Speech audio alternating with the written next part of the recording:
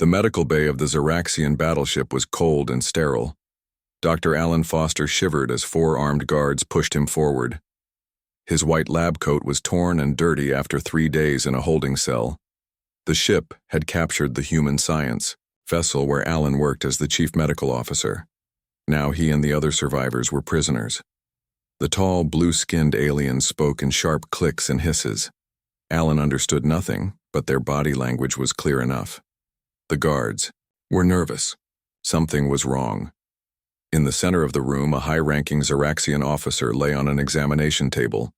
His normally blue skin had turned pale gray. His body twisted with violent spasms as 3 alien doctors worked frantically around him. One of the Xeraxian doctors noticed Alan and barked an order. A guard shoved Alan forward, nearly causing him to fall. The doctor pointed at the suffering officer, then at Alan, and made a gesture that needed no translation. "Fix him." Alan hesitated.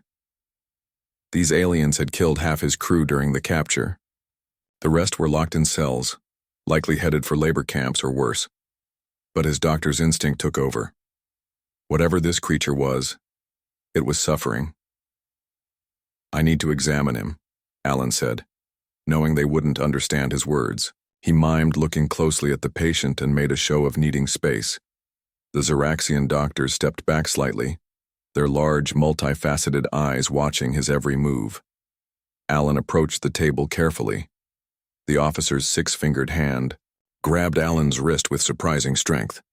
His mouth opened, revealing rows of small, sharp teeth as he hissed in pain. Alan gently freed himself and began a visual examination. The alien physiology was unlike anything he had studied, but certain principles seemed universal. The officer's pupils were dilated unevenly. The spasms followed a pattern that reminded Alan of seizures he had treated in human patients with severe neurological disorders. "Neural problem," he muttered to himself. "Something in the brain or whatever they have that functions like one." He pointed to his own head, then to the officers. The Xeraxian doctors clicked rapidly to each other. One brought forward a device that projected a 3-dimensional scan of the officer's brain. Alan studied it carefully. Despite the alien anatomy, he could see abnormal activity patterns in several regions. The officer suddenly went rigid. Alan recognized the signs of a major seizure about to happen. Without thinking, he grabbed a medical injector from a nearby tray and looked at the Xeraxian doctors. "Anti-seizure medication? Relaxant?" He pointed at the rigid alien, then mimed relaxation with his hands. One doctor seemed to understand. He quickly prepared an injector with green liquid and handed it to Alan with what seemed like desperate hope. Alan checked the officer's neck, finding what appeared to be a major blood vessel. He pressed the injector against it and activated the device. The effect was almost immediate. The officer's body relaxed and his breathing steadied. The seizure had been prevented. The Xeraxian doctors clicked excitedly among themselves. Alan wasn't finished. He pointed to the brain scan again, specifically to the regions showing abnormal activity. Then he made a series of gestures suggesting a more targeted treatment was needed. After several failed attempts at communication, one of the doctors brought a tablet-like device with translation software. The translations were crude, but enough for Alan to convey that the treatment they had given would only work temporarily. The underlying condition remained. Using basic medical terms and simple drawings, Alan explained that he had seen similar patterns in human neurological disorders caused by certain toxins or pathogens. Hours passed as Alan worked with the alien doctors. They showed him their medicines, and he helped identify which might help stabilize the officer's condition. The language barrier remained a challenge, but medicine itself became their common language. By the time the officer regained consciousness, Alan had earned a wary respect from the Xeraxian medical team. The officer spoke weakly to the senior doctor, who then approached Alan with the translation device. "You saved Supreme Commander Krivash," the rough translation read. "How did you? No treatment when our doctors did not?" Alan tried to explain that human medicine had developed different approaches to neurological disorders. Some of these approaches apparently worked on Xeraxian physiology, where their own methods failed. The translation software struggled with the medical terms, but the message got through. The senior doctor studied Alan for a long moment, then entered something into the device. "You are prisoner still," the translation appeared, "but valuable prisoner now." 2 days later, Alan was transferred from the holding cell to small but private quarters. The room was clearly designed for aliens, the bed too long, the ceiling unnecessarily high, but it was clean and warm. A guard brought him regular meals and even some basic medical texts that had been hastily translated into broken English. Through the small window in his room, Alan watched as the massive battleship approached a planet unlike any he had seen before. Zeraxian Prime, he guessed. The heart of the Empire that had declared war on humanity after their disastrous first contact 6 months ago. The ship docked at an orbital station. When guards came for Alan, he expected to be taken to another prison. Instead, they escorted him to a shuttle bound for the planet's surface. Through the viewport, he saw sprawling cities with towering spires that seemed to defy gravity. The shuttle landed at a massive complex surrounded by security barriers. The architecture was both beautiful and intimidating, flowing curves of metal and stone that formed buildings hundreds of stories tall. Guards led Alan through sterile corridors until they reached what was clearly a medical facility. Inside, dozens of Zeraxian doctors moved purposefully among patients. Many stopped to stare at Alan, the first human most had ever seen in person. At the center of the facility stood a Zeraxian female wearing elaborate garments that marked her as someone of importance. She spoke to Alan through an improved translation device. "I am Chief Medical Officer Zendra. Supreme Commander Krivash informed me of your skills. Many important people suffer from the neural syndrome. Our treatments fail. You will help us understand why your methods work."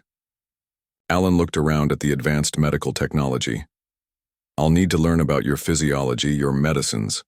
Zendra's large eyes narrowed.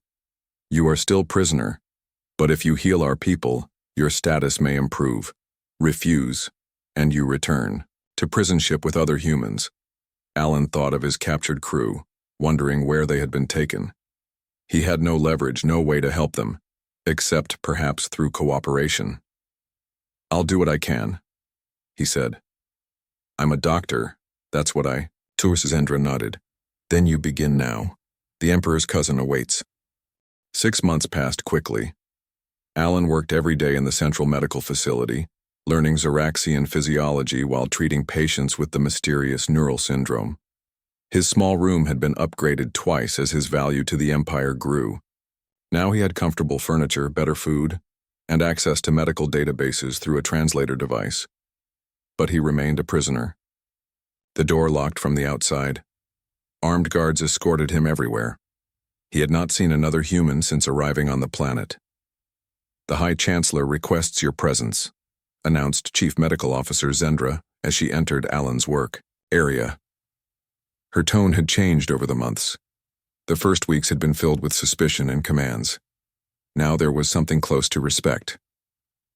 Alan looked up from the brain scan he was studying. The High Chancellor? Vrex himself? Zendra's faceplates shifted in what Alan had learned was their version of a nod. "His neural syndrome has reached advanced stages.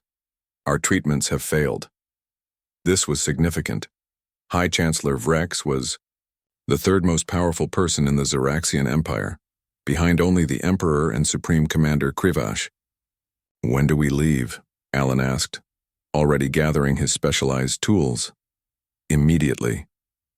His condition deteriorates rapidly." The journey to the High Chancellor's residence took them through parts of the capital city Alan had never seen. Towering, crystal structures reflected the light of the planet's 3 suns. Flying vehicles moved in perfect patterns between buildings. Under different circumstances, Alan would have found it beautiful. The Chancellor's home was a fortress, disguised as a palace. Guards with advanced weapons stood at every entrance. Inside, more guards escorted Alan and Zendra to a private medical suite where High Chancellor Vrex lay on a bed, surrounded by worried officials and doctors. Vrex's condition was worse than Alan had expected. His skin had taken on the gray color that indicated severe neural stress. His breathing was shallow and irregular. The brain scan displayed nearby showed dangerous levels of activity in all the areas associated with the syndrome. A Zoraxian doctor approached, his faceplates set, in a hostile position. "This is outrageous," he said loudly. "Bringing a human prisoner to treat the High Chancellor? We should use our own methods." "Your methods have failed," Zendra replied sharply. "Dr. Foster has treated over 60 cases successfully, including the Supreme Commander. With primitive techniques and guesswork," the doctor argued. "He barely understands our physiology." Alan ignored the argument and moved to the Chancellor's side. He had learned that actions spoke louder than words, especially when dealing with the proud Zoraxians. He began his examination while the others continued debating his presence. The Chancellor's eyes opened slightly, focusing on Alan with obvious effort.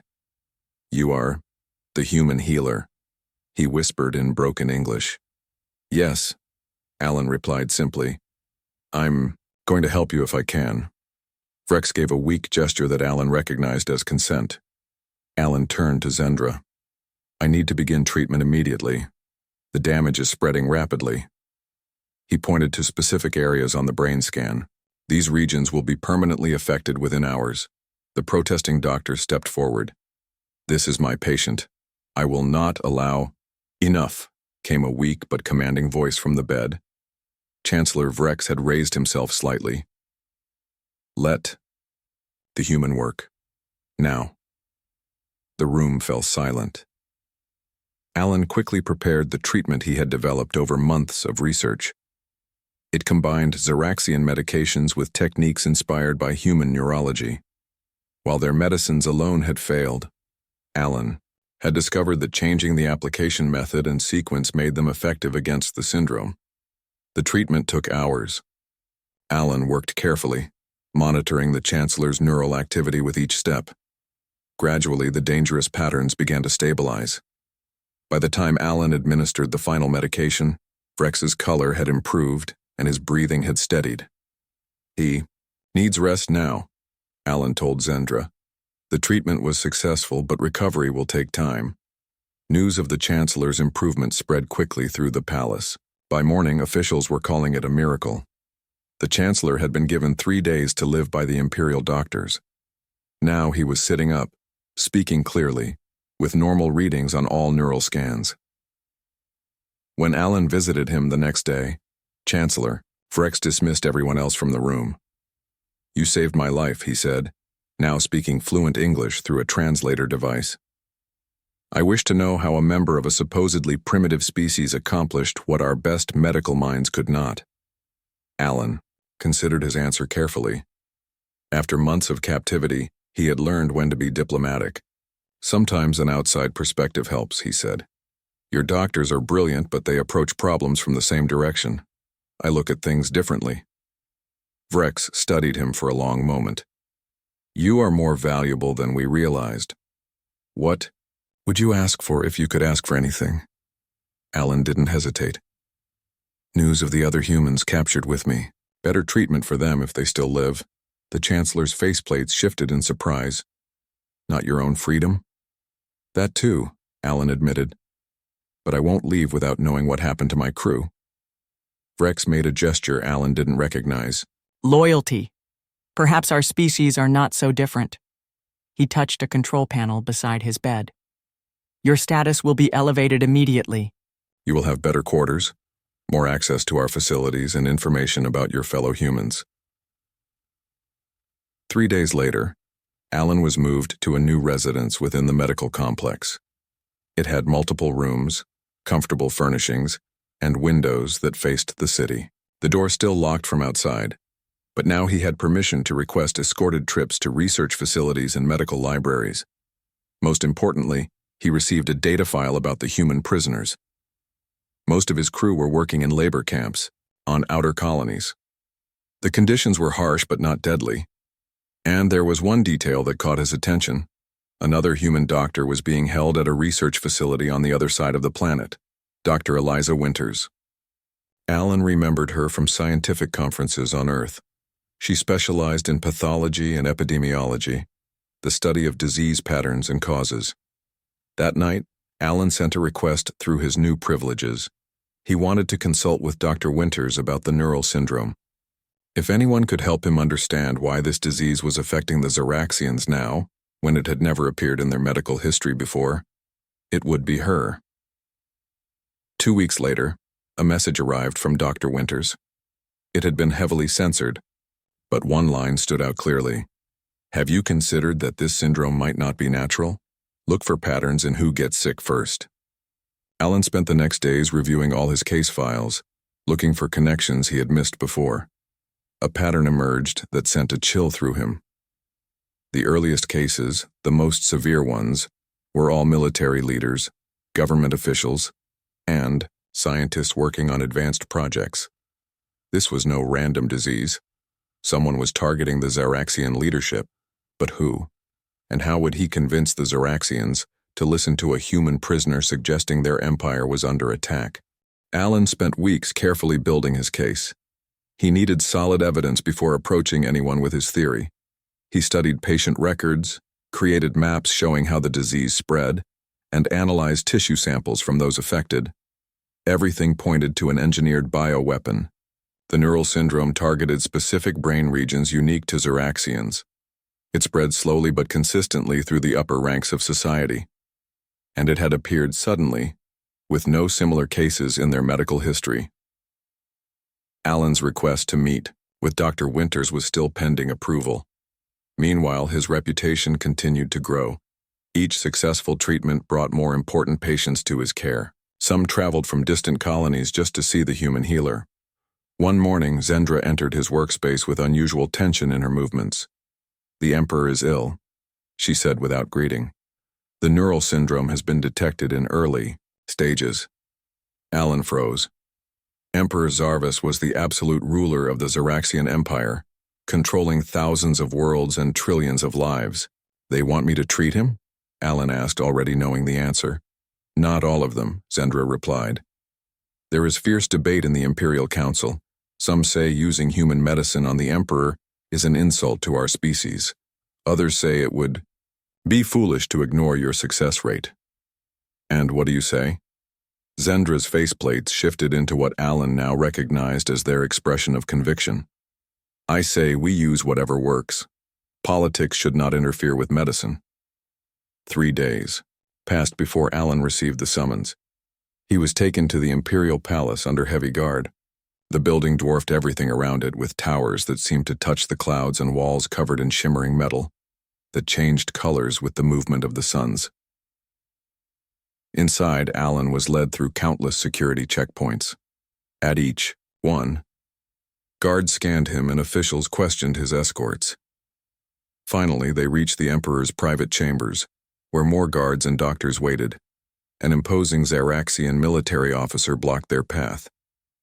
This is Grand Admiral Zoltar, Zendra whispered to Alan. Leader of the traditionalist faction. He opposes your presence here. Zoltar approached, towering over Alan. So this is the human who thinks he can touch our Emperor, he said through a translator. Your species attacked our outposts. You are enemies, not healers. With respect, Admiral, Alan replied calmly. I'm a doctor. I treat those who need help, regardless of politics. Pretty words from a prisoner, Zoltar sneered. Remember your place. High Chancellor Vrex entered the room, moving with the strength and confidence that had returned after Alan's treatment. The human stays, he announced, by order of the Emperor himself. Zoltar backed away, faceplates shifting in frustration. Vrex led Alan and Zendra into the inner chamber, where Emperor Zarvis waited. The Emperor was younger than Alan had expected, barely middle-aged by Zeraxian standards. His ceremonial armor had been removed, leaving him in simple clothing that made him look surprisingly vulnerable. So you are the famous human healer, the Emperor said, his voice stronger than his appearance suggested. Half my advisors say you will save my life. The other half say allowing you near me is treason. Alan bowed slightly as he had been instructed. I can only offer what knowledge I have, Your Majesty. The choice to accept it is yours. A flicker of amusement crossed the Emperor's face. Diplomatic as well as skilled. Begin your examination. The neural syndrome in the Emperor was indeed in early stages. which gave Alan an advantage. He could see the pattern of damage beginning in the same regions he had observed in other patients. But something was different here.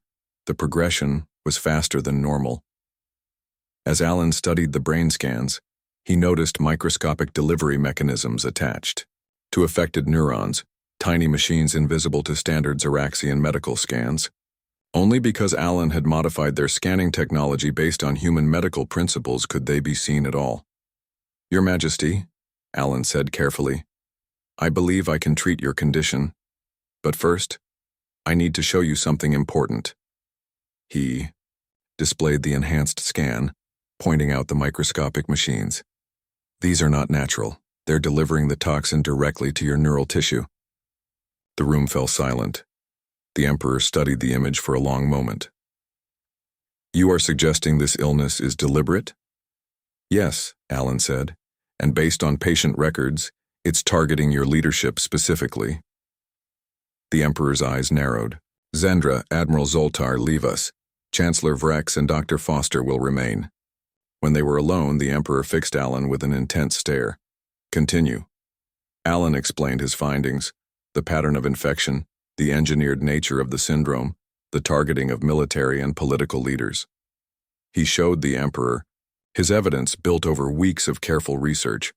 "Who would do this?" Chancellor Vrex asked. "The humans lack the technology." "I don't believe it's humans," Alan replied. "The technology in these delivery mechanisms is beyond anything Earth has developed. But someone wants you to think it's us." The Emperor was silent for a long moment. "Treat my condition," he finally said. "When I am recovered, we will discuss this further. If what you say is true, we may have been manipulated into a war with the wrong enemy." Alan's treatment of the Emperor took several days. The advanced stage required careful monitoring and adjustments. During this time, Alan stayed in chambers connected to the Emperor's, always under guard but treated with newfound respect. On the fourth day, as the Emperor showed clear signs of improvement, Alan received unexpected news. His request to meet Dr. Winters had been approved. She would be transferred to the Central Medical Facility within days. The Emperor himself approved it, Chancellor Vrex explained.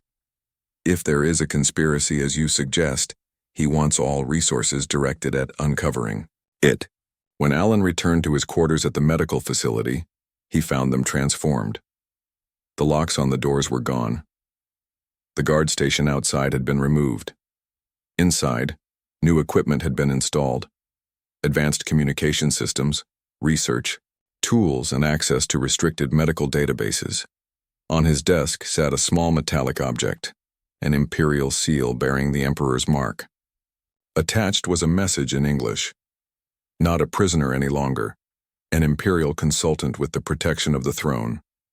The seal granted Alan unprecedented access and authority within the medical community. It was both an honor and a target on his back. If someone was indeed attacking the Xeraxian leadership with this engineered disease, they would not be pleased that a human had discovered their plot. That night, as Alan reviewed more patient data with his new clearance, he discovered something disturbing. Cases of the neural syndrome had appeared in the Xeraxian fleet near the borders of Draconian space, years before the first diagnosed case on the homeworld. The Draconians, a secretive empire that had fought border skirmishes with the Xeraxians for centuries. Could they be behind this? And if so, why frame humans? Alan needed answers, and Dr. Winter's expertise in disease patterns might help find them. But he had to be careful. His new status made him visible, and visibility made him vulnerable. Dr. Eliza Winters arrived at the Central Medical Facility 3 days later. She was thinner than Alan remembered, with deep shadows under her eyes, but her handshake was firm and her gaze sharp. "They told me you've become something of a celebrity," she said as they met in Alan's new research lab. "The human who heals aliens." Alan smiled. "And you're the expert who can help me prove this disease is engineered." He showed her everything: the patient records, the brain scans, the microscopic delivery mechanisms, and his research on the pattern of infection. Eliza absorbed it all quickly, asking pointed questions that showed her brilliant mind remained undiminished by captivity. This is definitely artificial, she confirmed after examining tissue samples. The delivery system is unlike anything I've seen, but the basic principle is similar to targeted viral therapies developed on Earth. Similar enough that humans could be blamed, Alan noted. Eliza nodded. Exactly. But several elements are far more advanced than our technology. She pointed to structures in the delivery mechanism. These components would require manufacturing capabilities beyond what Earth has developed. They worked through the night, combining Alan's knowledge of Zeraxian physiology with Eliza's expertise in disease patterns. By morning, they had solid evidence that the neural syndrome had been spreading for years before being officially recognized, and that its earliest appearances coincided with Zeraxian contact with draconian border forces. We need to see if there are similar cases in other species, Eliza suggested. If the draconians are behind this, they may have tested it elsewhere first. With Alan's new clearance, they gained access to interspecies medical databases. The Zeraxian Empire had contact with dozens of spacefaring civilizations. Hours of searching revealed nothing, until Eliza found an obscure report about a small trading species called the Volians, who had experienced a strange neural disorder after establishing trade routes near draconian space. The symptoms are different because their neural structure is different, Eliza explained. But the pattern is the same. Leadership targeted first, then military, then scientists. What happened to them? Alan asked. Eliza's expression darkened. Their civilization collapsed within 5 years. Internal fighting, paranoia, leadership vacuum. The Draconians annexed their territory afterward. They compiled their findings into a report for the Emperor. As Alan sent it through secure channels, Zendra burst into the lab. The Emperor has called an emergency meeting of the High Council, she announced. Both of you are summoned. The Imperial Council chamber was massive, with seating for hundreds. Today, only about 30 Zeraxians were present, the highest-ranking officials in the Empire. All eyes turned to watch as Alan and Eliza were escorted to seats near the Emperor's throne. Emperor Zarvis entered, moving with renewed strength after his treatment. Behind him came Chancellor Vrex and Admiral Zoltar, engaged in heated discussion. Silence, the Emperor commanded, taking his seat. We face a grave threat, one that may have led us into an unnecessary war. He gestured toward Alan and Eliza. These humans have uncovered evidence suggesting the neural syndrome affecting our leadership is a bioweapon created by the Draconian Collective. Murmurs filled the chamber. Admiral Zoltar stepped forward. This is absurd. We have been at peace with the Draconians for nearly a century. An uneasy peace, Chancellor Vrex countered, one filled with espionage and border disputes. And conveniently, Zoltar continued, ignoring the Chancellor, these accusations come from members of the very species we are currently at war with. Perhaps this is human manipulation. The Emperor raised a hand for silence. Dr. Foster, present. Your evidence. Alan stood and walked to the center of the chamber. Large display screens activated around him, showing the data he and Eliza had compiled. He explained their findings in simple terms, focusing on the timeline of infection and the technology involved. The neural syndrome appeared in border regions, near Draconian space 3 years before it was detected on Zoltar Prime, he concluded. And the delivery mechanism uses technology beyond human capabilities. Admiral Zoltar laughed dismissively. So you say, but what proof do you have that the Draconians created this supposed weapon? Before Alan could answer, the chamber doors burst open. A group of Zeraxian security officers rushed in, surrounding something, or someone. We caught this one attempting to access the Emperor's private medical records, the security chief announced. It was using an active camouflage system to appear Zeraxian. The guards parted to reveal a creature unlike any Alan had seen. It was reptilian, with dark scales and vertical pupils. Its limbs were long and jointed differently than either humans or Zeraxians. A Draconian spy, Chancellor Vrex whispered, shock evident in his voice. The captured spy looked around the chamber, then fixed its gaze on Alan and Eliza. In a swift motion that caught the guards by surprise, it raised a small device and fired. Alan, pushed Eliza aside as a dart whistled past them. The Emperor's guards tackled the Draconian, but the damage was done. A council member who had been sitting behind them clutched at his neck where the dart had struck, then collapsed to the floor. Alan rushed to the fallen council member. The poison was fast-acting. The Xeraxian's skin was already turning gray. Alan recognized the symptoms from his research. "This is a concentrated form of the neural toxin," he called out. "I need my medical kit immediately." Guards ran to fetch it while Alan did what he could with the limited supplies at hand. Eliza joined him, her prison medical training proving valuable as they fought to keep the council member alive. When the medical kit arrived, Alan prepared an emergency treatment based on his research. It was experimental. He had developed it to combat acute cases but never tested it. "This is our best chance," he told the Emperor, who had come to stand beside them. With the Emperor's nod of approval, Alan administered the treatment. For several tense minutes, nothing happened. Then the council member's color began to improve and his breathing steadied. The chamber erupted in a mix of relief and anger.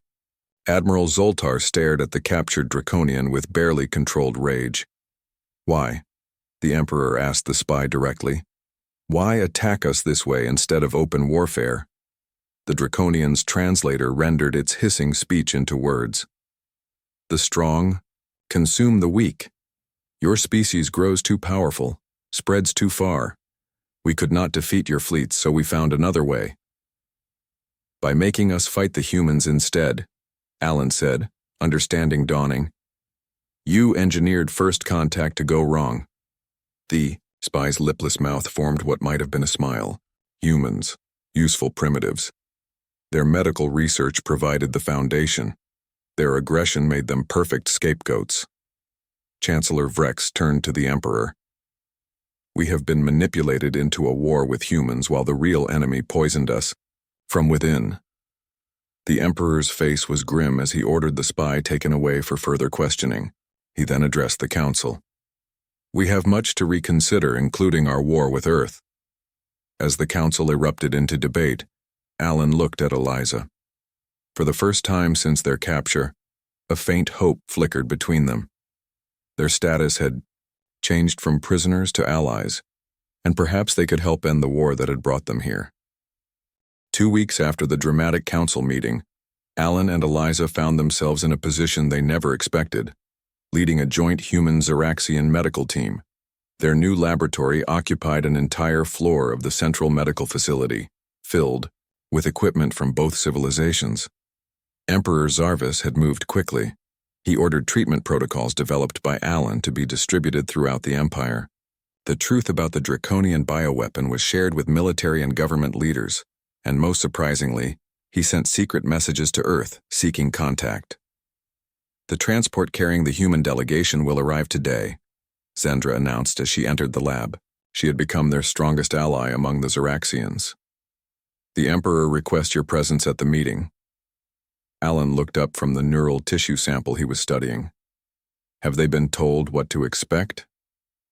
"Only that 2 of their people have made important discoveries," Zendra replied.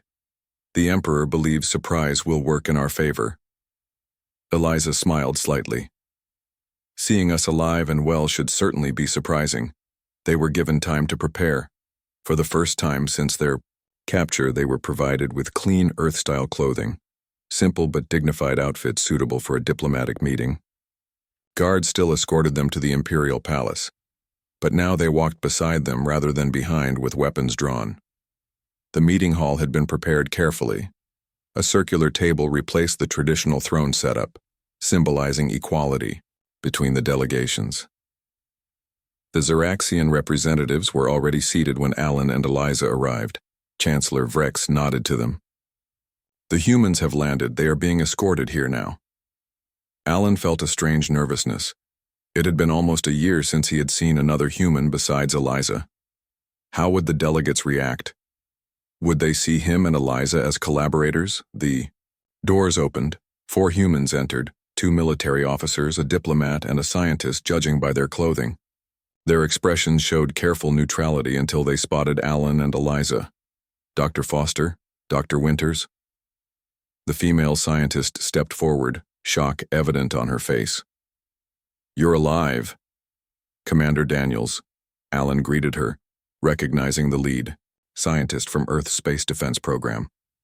"We're more than alive. We're working to end this war." The human delegation was quickly seated. Emperor Zarvis arrived moments later, accompanied by Admiral Zoltar, who had reluctantly accepted the evidence against the Draconians. "People of Earth," the Emperor began, his words translated perfectly by the improved communication systems. "Our species met in conflict, but I believe we were manipulated by a common enemy." Over the next hour, Alan and Eliza presented their evidence: the engineered neural syndrome, the draconian involvement, and the deliberate sabotage of first contact between humans and Xeraxians. "The Draconians studied your medical research, adapted it into a weapon, and made sure we would blame you when we began falling ill," Alan explained. "They wanted us fighting each other instead of noticing their true plans." Commander Daniels looked grim. "This matches our intelligence. We've been fighting draconian incursions on our outer colonies for months. They told us you were their allies." Admiral Zoltar slammed his fist on the table. "The same lie, told to both sides. While we fought each other, they positioned themselves to attack both our empires." The human diplomat leaned forward. "If what you're saying is true, then this war between us has been based on a terrible mistake. A mistake we can correct," the Emperor said. "Dr. Foster and Dr. Winters have proven the value of cooperation between our species. They developed treatments that saved countless Xeraxian lives, including my own." Alan watched as the two delegations began serious discussions about ending hostilities. Military information was shared, revealing how the Draconians had been playing both sides. Trade possibilities were cautiously explored. Medical knowledge was compared, confirming the Draconians had stolen research from both civilizations.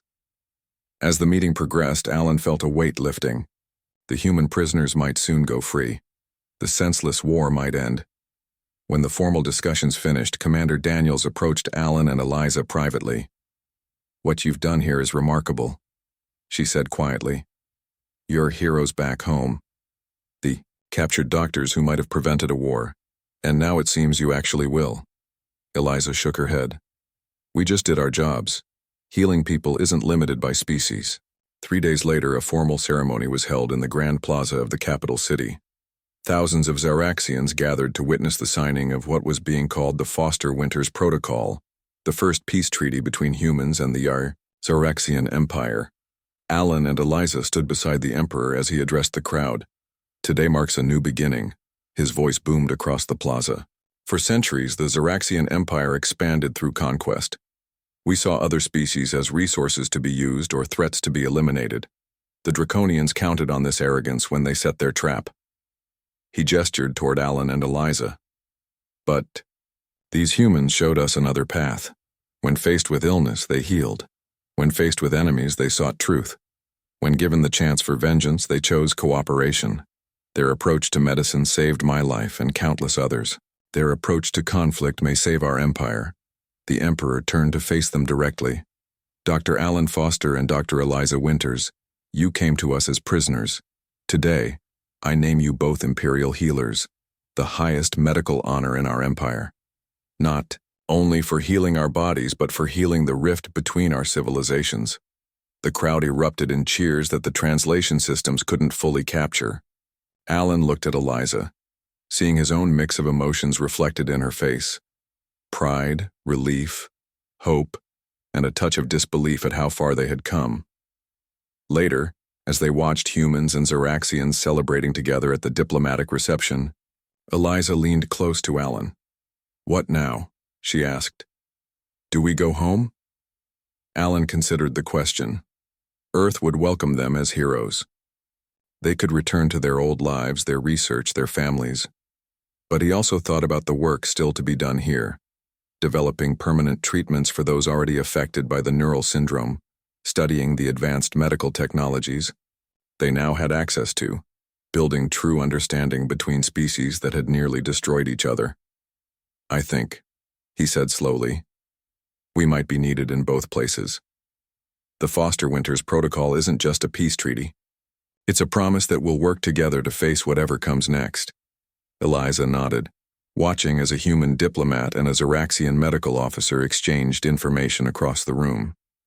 From prisoners to ambassadors, not a bad promotion.